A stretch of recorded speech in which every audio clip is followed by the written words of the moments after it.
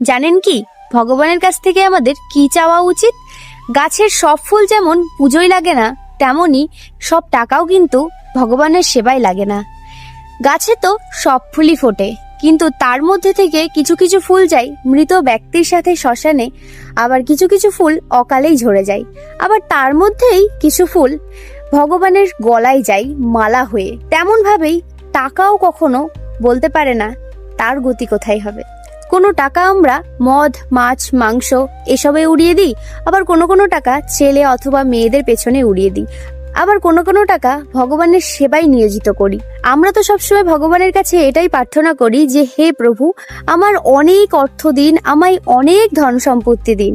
কিন্তু সেই অর্থগুলো যখন আমাদের কাছে আসে তখন কি সেটা আমরা সৎ কর্মে লাগাতে পারি? ভগবানের কাছে আমাদের এইভাবে অর্থ চাইতে হবে যে হে প্রভু, আমাকে তুমি এতটুকু অর্থ দাও যেটা আমি ভগবত সেবায় নিয়োজিত করতে পারি। আমার কাছে তুমি এতটুকু অর্থ দাও যার ফলে আমি তোমার জন্য একটা মন্দির স্থাপন করতে পারি। আমার কাছে এতটুকু অর্থ দাও যা আমি বৈষ্ণব সেবায় লাগাতে পারি। আমাকে তুমি এমন শিক্ষা প্রদান করো যেই শিক্ষার মাধ্যমে আমি ভগবত গীতা গ্রন্থ শাস্ত্র অধ্যয়ন করতে পারি, আমি ভগবানের পূজা করা শিখতে পারি। এমন শিক্ষা আমাকে দাও।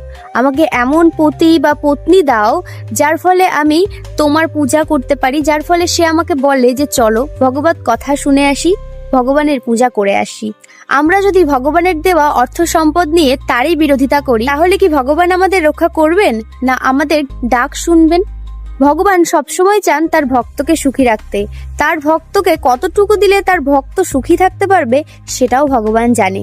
যদি ভগবান আমাদের দুঃখেও রাখে তাহলে জানতে হবে এরপরে আমাদের অবশ্যই সুখ আসবে।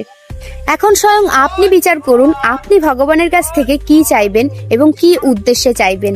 হরে কৃষ্ণ, হরি বল।